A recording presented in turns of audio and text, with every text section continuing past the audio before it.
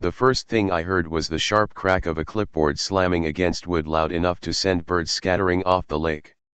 "Step away from our property," the HOA president barked, her voice slicing through the morning air like a warning siren. But what she didn't know, what none of them knew, was that she and her entire board were standing on docks that legally belonged to me. And inside my backpack was the one set of documents capable of blowing their whole operation wide open. It began at sunrise.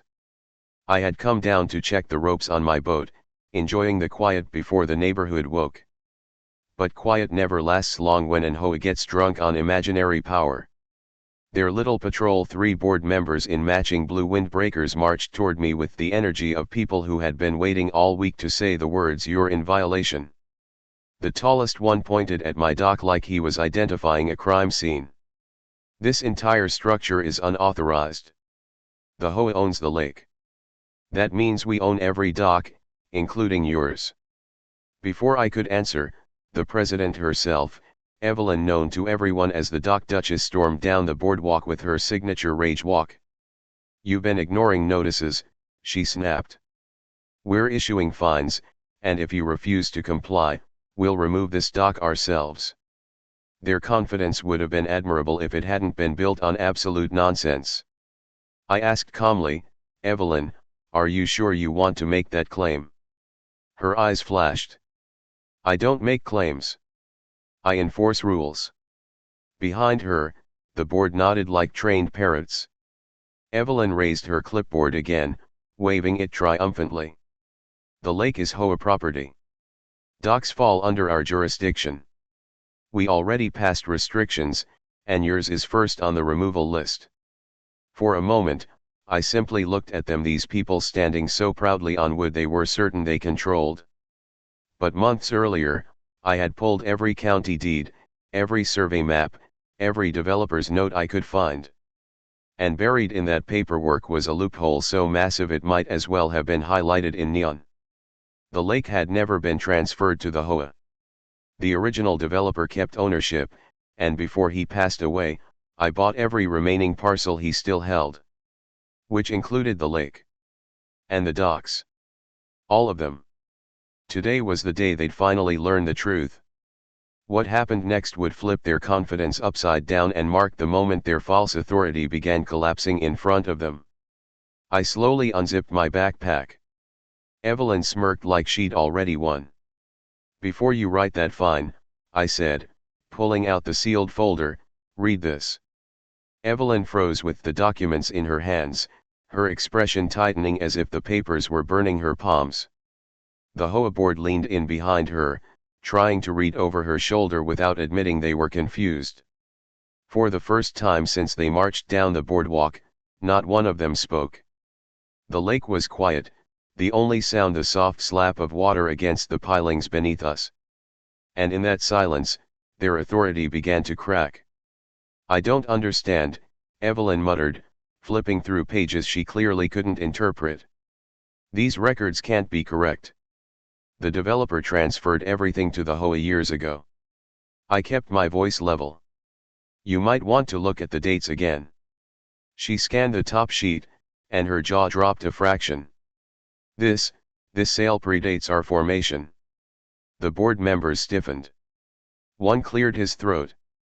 Another scratched nervously at the side of his neck. The tallest one attempted a smirk but couldn't quite maintain it. They had expected an easy victory, not a legal history lesson. "The developer sold his remaining parcels to me directly," I said. "That includes the lake bed, the surrounding water rights, and every dock attached to it. Every single one." "That's impossible," Greg blurted out. "The HOA handbook says." "Your handbook," I interrupted, "isn't a legal document. Deeds are." A slow ripple of panic crossed their faces as the truth sank in. The HOA had built an entire set of lake rules on a foundation that didn't exist. All those fines. All those warnings. All those threats. None of it had ever been legitimate. And the realization stung. Evelyn tried to recover. "Even if what you're saying is true, the HOA still has regulatory authority over community assets. But this isn't a community asset, I said, tapping the folder. This is private property. My property. And you've been issuing violations on land you don't own. One board member's voice wavered. So, we can't enforce the new dock restrictions. No, I said. You can enforce them on HOA property. But not on mine. And certainly not on any docks that legally fall under my ownership. The weight of those words settled over them like storm clouds. Evelyn's confident posture sagged. For once, she didn't have a snappy response prepared. She looked at the lake behind me, as if hoping it would offer a rescue. It didn't. What exactly are you planning to do with this information? She finally asked. That depends, I replied. On how the HOA decides to move forward. It was the first moment they looked truly unsure of themselves. And it was only the beginning. The HOA might have been shaken, but shaken people don't always back down, they double down. And that's exactly what happened the next morning. I woke to the sound of voices outside my window, followed by the unmistakable clatter of metal stakes being driven into the ground. When I stepped outside, I found the HOA erecting a temporary barrier across the entrance to the lake path, complete with a laminated sign that read, HOA restricted area, no unauthorized access. Evelyn stood proudly in front of it like she had just installed a monument. Until we verify your so-called documents, she declared, lake access is suspended. For everyone. For everyone, Greg echoed, though he looked like he regretted it halfway through the sentence. I crossed my arms. You're blocking access to property you don't own. Again. Evelyn lifted her chin. This is a safety measure. We can't allow confusion or conflict during an ongoing dispute. The board voted unanimously. Did the board even read the documents? They will, she snapped. But until then, the HOA remains in control. Her voice carried, sharp enough for neighbors to peek through blinds. A few even stepped outside, drawn by the drama. Evelyn seemed to love the attention. She gestured toward the barrier as though unveiling a piece of fine art. We're preventing unauthorized activity on the lake until jurisdiction is confirmed. Jurisdiction already is confirmed, I said. By legal deeds. She smirked. Your claims haven't been authenticated. That was when I noticed something. Behind her confidence was fear. She wasn't protecting the HOA, she was protecting herself. If the board found out she had misrepresented the lake's ownership for years, her position would crumble. Her authority, her reputation, everything she built, gone. I stepped forward. You know you're overstepping. And you know nothing about HOA procedure, she shot back. Until further notice, stay off the docks. Neighbors murmured. Some confused. Some annoyed. Some clearly siding with me. I held up the folder again. Evelyn, let's make this simple. Get the county to validate these records. It'll take them 5 minutes. Her eyes flickered just for a second. We'll handle it internally. Of course she would. Internally meant slowly, quietly, and only after she came up with a way to save herself. Then something unexpected happened. One of the neighbors spoke up. Evelyn, if he owns the lake, why are we being blocked from it? Another chimed in. Yeah, why punish everyone? Evelyn's smile faltered. The tide was turning, and she knew it. Move the barrier, I said firmly. Before this gets worse. She refused. And that's when things escalated far beyond anything the HOA was prepared for. The auditorium inside the courthouse felt colder than the lake in winter. Every seat was filled, neighbors, reporters, board members, people who had been watching the HOA drama unfold online. The HOA president strutted in proudly, carrying a thick binder like it was her trophy. Meanwhile, I walked in with a simple folder. Just one. Thin. Plain. But inside it, the documents that would end this entire mess. The judge opened the session, eyes scanning between us. We're here to determine ownership of the lake and all associated docks. The HOA president shot me a smug look. Your Honor, the association has maintained the lake for years. We cleaned it, patrolled it, and conserved it. Naturally, we own it. I held back a laugh. Naturally. The judge glanced at me. Your response? I stood, unfastened the folder, and pulled out the documents that had kept me nervous, excited, and patient for weeks. Your Honor, the HOA may have maintained the lake. But maintenance does not equal ownership. As for the docks, every single one of them ownership is very clear. I handed the judge the original land plat, the rarely seen amendment, and the signed transfer documents the HOA hoped no one would ever find. The room fell silent. The judge read slowly, carefully. Then looked up with an expression that said everything before he even spoke. These documents are valid. They clearly establish that the docks were purchased by the previous owner and legally transferred to him. Murmurs exploded across the courtroom. The HOA president's face drained of color. That can't be right. It's not only right, the judge continued, it's binding. The HOA had no legal basis to claim the docks or restrict the owner's access to the lake. Furthermore, their attempts to enforce fines and threats were unlawful. Gasps. A few cheers. Someone in the back yelled, I knew it. The HOA president sank into her seat, mumbling something about appeals, but everyone knew it was over. Completely. Officially. Finally. When the gavel struck, it echoed like a gunshot. The docks were mine. The lake access was mine. And the HOA? They were legally ordered to cease all interference. Walking out, neighbors shook my hand, some apologizing for ever doubting me. The board members avoided eye contact, scattering like leaves in the wind. And me?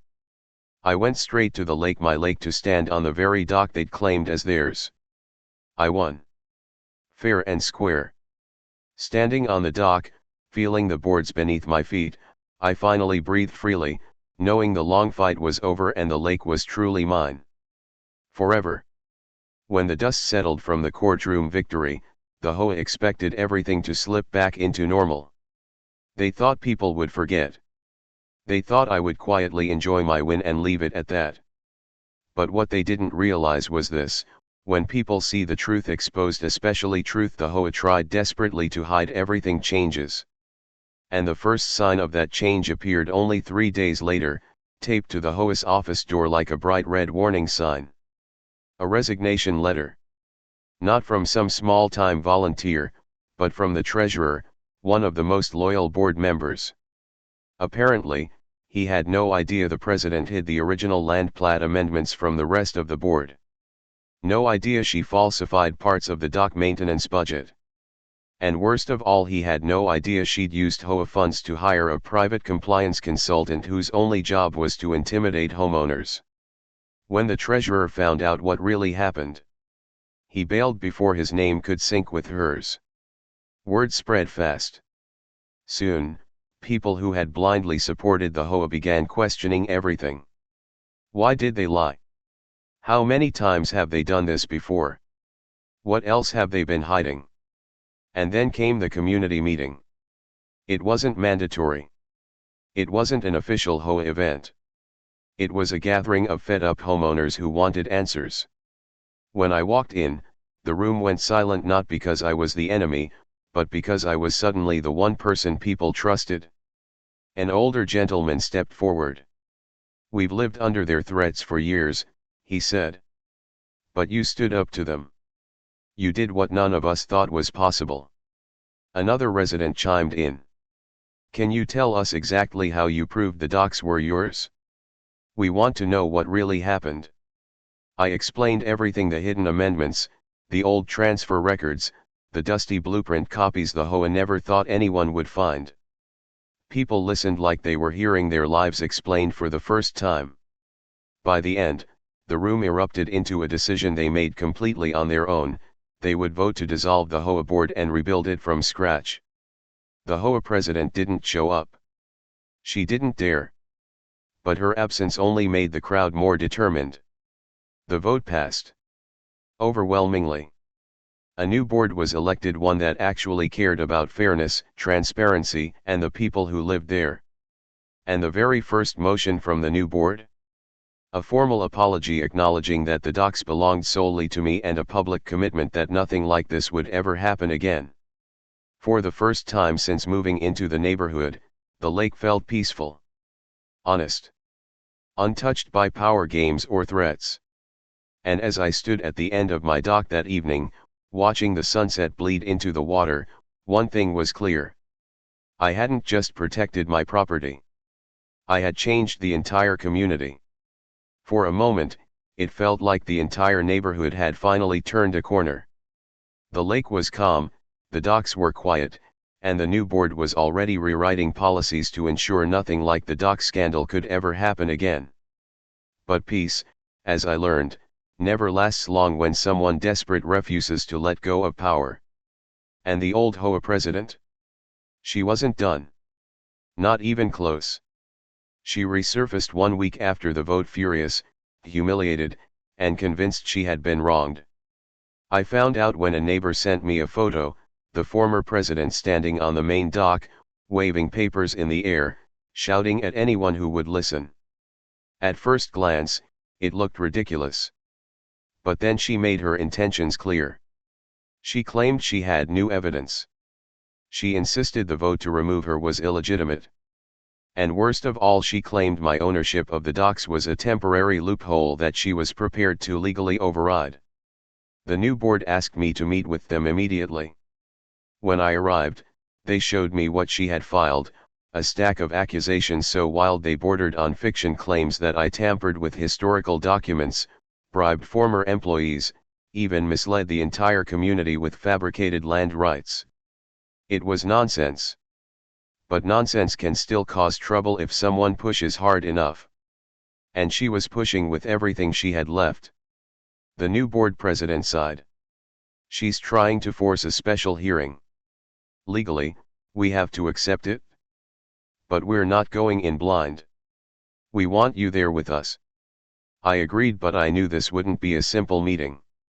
This was the last gasp of someone clinging to power with their fingernails. The hearing took place in the community center, packed with residents who had already moved on but came anyway, curious to watch the final chapter unfold. She walked in with a smug smile, convinced she was about to reclaim everything she'd lost. She marched to the front, slammed a binder down, and declared, this entire neighborhood was deceived. Then she flipped open her binder. And the first page destroyed her entire plan. Because it wasn't evidence. It wasn't proof. It wasn't even relevant.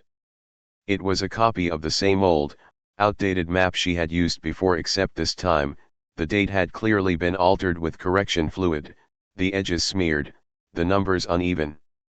The room erupted. Even her former supporters couldn't defend it. The new board ended the hearing in less than 10 minutes. Her final attempt to regain control collapsed right in front of her. And just like that, she was finished for good. After the disastrous hearing, most people expected the former HOA president to quietly disappear. To pack up whatever was left of her pride and move on with her life. But instead, she did something none of us expected, she doubled down. Hard. It started with small things: angry posts online, passive-aggressive emails to residents, vague accusations about corruption and property theft. They were easy enough to ignore. But then she escalated. She started knocking on doors, demanding people listen to her side of the story. She cornered neighbors on the walking trails. She even approached families at the lake, trying to convince them I had somehow manipulated the entire legal system. The community, however, had changed. They weren't afraid of her anymore. They weren't impressed. And now that everything she did was out in the open, people finally began speaking about the things they had once been too afraid to admit. The harassment. The threats. The fines that mysteriously appeared without explanation. the selective enforcement she used to control whoever annoyed her. The more people shared, the clearer the picture became. This wasn't about docs. It was about power, something she had built her entire identity around. Losing that power had fractured her, and she was spiraling fast. Then came the day everything broke. It was early morning when I heard shouting from across the lake. When I walked out to my dock, I saw her standing on the HOA office steps, holding a cardboard box above her head like some strange trophy. A few neighbors had gathered at a distance, cautiously watching. She was screaming about how she was the rightful leader, demanding the board reinstate her immediately. Her voice cracked with every sentence, bouncing off the lake like a warning siren. Then she opened the box. Papers flew everywhere, old notices, outdated maps, random forms she must have grabbed in some frantic attempt to look like she had evidence. They scattered across the wind, fluttering like broken pieces of her last hope. The new board president stepped forward gently. "You need to stop," he said. "This isn't helping you." But she wasn't listening. She sank to her knees, clutching the empty box, her voice trembling as she muttered, "It was mine, all of it was mine." It was heartbreaking, but it was also the moment everyone finally understood.